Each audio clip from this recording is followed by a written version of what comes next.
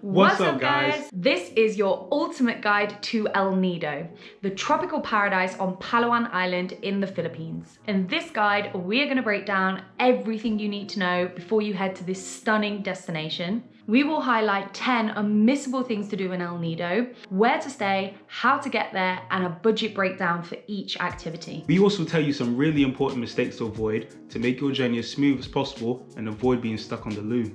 As always, timestamps are highlighted in the description below, so if you want to look at a specific activity or have a specific query about El Nido, you can just skip on ahead. Speaking of skipping, if you lot can just skip down to that subscribe button, hit it for us and turn that notification bell on, it really does help us out a lot.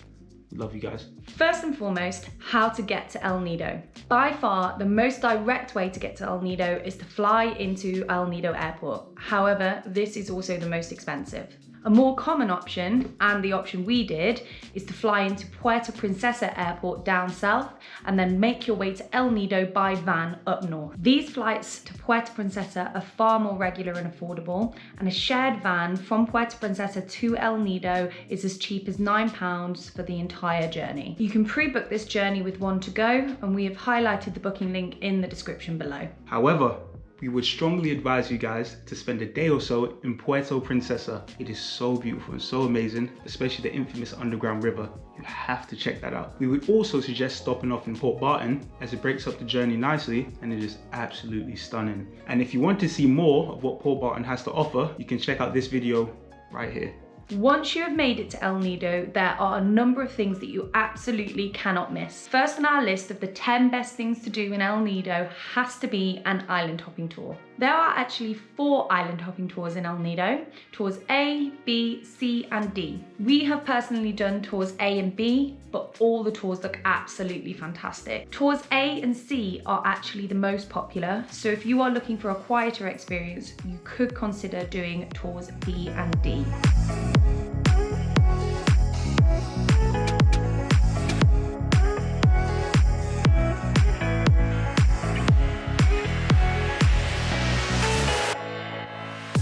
These tours usually sit around the £15 to £20 mark and also include a delicious beachfront lunch.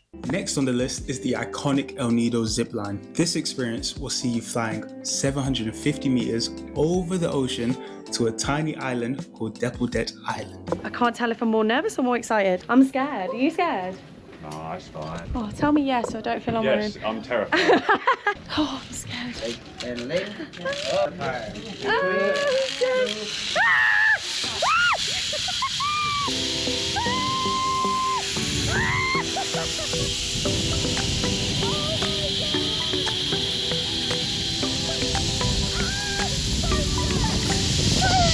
You'll find this epic attraction nestled high above the stunning Las Cabanas Beach. 2 people can ride at a time, don't have to pay in advance. You can just pull up at the desk and pay upon arrival. The prices range from about 500 pesos, which is roughly £7, to 1,100 pesos. The prices depend on if you go in a Superman position or a seated position, and on if you're going one way on the zip line and walking back, or if you're zip lining both ways. If you're on a budget, one way in the seated position is the cheapest. However, fear not, the walk back is beautiful along the sandbar beach. Sitting right underneath the El Nido Zip Line is our next top thing to do, Las Cabanas Beach. This beach tends to be far less crowded than the beach in El Nido town, and it's also an awesome place to catch a sunset. It's only a 10-minute drive by scooter or tuk-tuk from El Nido town, and you shouldn't expect to pay more than 100 to 200 pesos for the journey. Next on the list, and one of the most unique things to do in El Nido, is the Philippine Experience. The day starts roughly from 9 AM and runs all the way up until 2:30 or around about 3 PM, and highlights include a flora and fauna trek, traditional Filipino stick fighting, a cooking class, a lesson in coconut milk and oil making, climbing a coconut tree. Let's do this. Go Go on, Beth. Go, I'm girl. so scared right now. Have fun. Ring the bell. Local crafts, learning a traditional Filipino dance, and Filipino games. The price for the whole day, including pickup, transfer, and lunch, is 1,900 pesos, which is roughly £25. We have linked the Philippine Experience website in the description below if you would like to book. 3 hours later. Just batter them. Yay! Number 5 on the list is the El Nido Canopy Walk. This activity involves walking through trees and across swinging bridges while attached to a harness. When you reach the top, you will be rewarded with panoramic views of El Nido Bay. How incredible. The walk takes roughly an hour, depending on how long you want to stay, and it's actually a really affordable activity for those on a budget, costing around 400 pesos, which is about £5.50. However, if you are afraid of heights, you might want to sit this one out, because I had some rather emotional moments on the swinging bridge. I do not. I'm just gonna walk. Just walk. Just walk. It's fine. It's fine. Everything's fine. Who's shaking the bridge? Oh, I'm nearly at the end. Just get to the end. If you are up for the challenge though, there's no need to book in advance, just turn up on the day. At number 6 is 7 Commandos Beach, which is a stunning location with turquoise blue water and beautiful powdery white sands. This beach offers a postcard perfect setting for relaxation and also a great spot to play some beach volleyball. This iconic beach is just around the corner from El Nido town, but it's only really accessible by boat. However, it is conveniently part of the itinerary of Island Hopping Tour A, so relatively easy and affordable to visit. We spent 45 minutes here, played some volleyball and took a quick dip. Highly recommend. Another unmissable spot in El Nido is the famous Big Lagoon. This was one of our favourite places in the whole of the Philippines and is also included in the itinerary of Tour A. The lagoon is massive, with hidden corridors and secluded alcoves only accessible by narrow passageways. Therefore, to truly experience the Big Lagoon, we highly recommend renting a kayak. These are usually available from your tour provider for a small fee, and the larger tour boats will drop you close by so you can paddle in. Just make sure you pick a tour that gives you enough time to experience this epic location. We've included our top picks below. Moving on to number 8 is Snake Island. Don't worry, it's not full of snakes. It gets its name from the beautiful S shape it makes when the tide is low. If you arrive at the right time, you can walk across this incredible S-shaped sandbar. There's also an awesome viewpoint, which is just a short 10-minute hike that offers amazing scenes. What was most amazing about this place was that there was hardly anyone there. This spot is a part of Island Hopping Tour B, which is far less popular than Tour A and C. Therefore, it is a great way to escape the crowds. Another unique spot in El Nido is Cudugnon Cave. Barely visible from the shoreline, the entrance is a tiny opening that you almost have to army roll through to get in. Don't worry though, it's easy enough to get in, and there are guides helping who put down life jackets to protect you from the rocks as you slide. Cudugnon Cave also holds a fascinating history. Once serving as the final resting place for ancient immigrants from Borneo, their remains, along with other various artifacts, offer fascinating insights into the region's early civilizations. Cudugnon Cave is also part of Tour B and again benefits from fewer crowds and more affordable tour prices. It's actually incredible. Pretty dark in here, so I've got my light on. But yeah, look. Wow. Oh, you're good at that. This makes on that pole.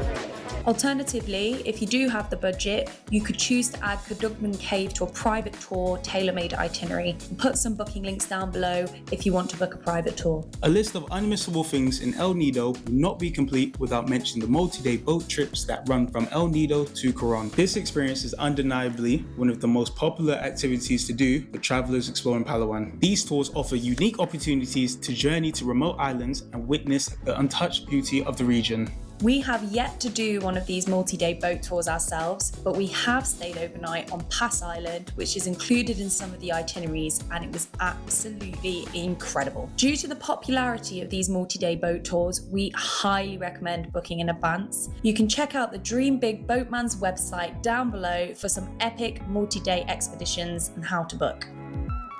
It's important to note that the weather in the Philippines varies massively throughout the year, and El Nido is no exception to the rule. If you want to have the best chance of exploring all El Nido has to offer, then we highly recommend visiting during the dry season, which runs from December to April. During this period, you can expect clearer skies, minimal rainfall, and calmer waters, creating ideal conditions for outdoor exploration. However, bear in mind that this period sees a surge in tourist activity, resulting in increased accommodation prices and larger crowds. If you prefer a quieter experience, you could consider visiting El Nido during the shoulder seasons of May or November. During this period, crowds tend to be fewer and the weather is still pleasant. However, there is going to be a greater risk that the activities could be cancelled due to rain or rougher seas. And it's very rocky, so just a warning. Check the weather. If it's a windy day, maybe choose to do this tour on a different day. The next important question is where you should choose to stay. Honestly, there are so many great places to stay, but our top recommendations are Spin Hostel and Friends Hostel. Spin Hostel is where we stayed. It has a lovely laid-back vibe and fantastic facilities. A night stay here will set you back about £15 for a shared dorm or about £38 for a private. Friends Hostel was highly recommended to us by other travellers, and it also comes equipped with a rooftop pool. A dorm room at Friends starts at roughly £13 a night and privates roughly £50. It's worth noting that during high season, accommodation gets booked up very fast. We met multiple people who were unable to book extra night stays due to everywhere being fully booked, so make sure you plan ahead for how long you need and book well in advance. We've included booking links for both Spin Hostel and Friends Hostel down below. That brings us nicely over to the next question of how long do we need in El Nido? Honestly, we would recommend spending at least 2 days just doing island hopping tours, then at least another 2 exploring everything else El Nido has to offer. So if you enjoy a relatively fast-paced itinerary, then 3 to 4 days should allow you to see all of the highlights. However, if you want to see everything El Nido has to offer, or you enjoy a more relaxed pace, then you could easily spend 5 to 7 days here. Now, onto mistakes to avoid. We've compiled this list from personal experiences and from the woeful tales our traveling friends have told us. So we really do hope that this helps you guys out. First and foremost, do not drink the tap water. Now, if you are well travelled, this may seem pretty obvious. However, we wanted to mention it because we do know a number of people that got sick in El Nido, and nothing puts a down on your trip more than being stuck on the loo. Also, be careful about the less obvious ways you can ingest water. For example, when brushing your teeth and also in ice cubes. We personally did have ice cubes in a lot of our drinks and were absolutely fine, but you can always ask the venue if they use bottled water or tap water to make that ice, and if in doubt, leave it out. We also always use the tap water to brush our teeth in El Nido, and we were absolutely fine, but some people were not. So you can always use bottled water to rinse if you're worried. Secondly, be careful at the cash machines. We've never encountered any problems ourselves personally, but there have been stories of a number of scams that have occurred at some cash machines. Our guide is really helpful, telling us a couple of mistakes that have happened in the past, but if you are coming to El Nido, this ATM apparently, people have been scammed with it, so don't use that one. The ATM that came recommended to us in El Nido is right next to a coffee shop called Grounded. You can type in Grounded Coffee Shop into Google Maps to find this ATM. We use this multiple times without any issues. Just over here is the best ATM to go to, because there are a few that can scam you here.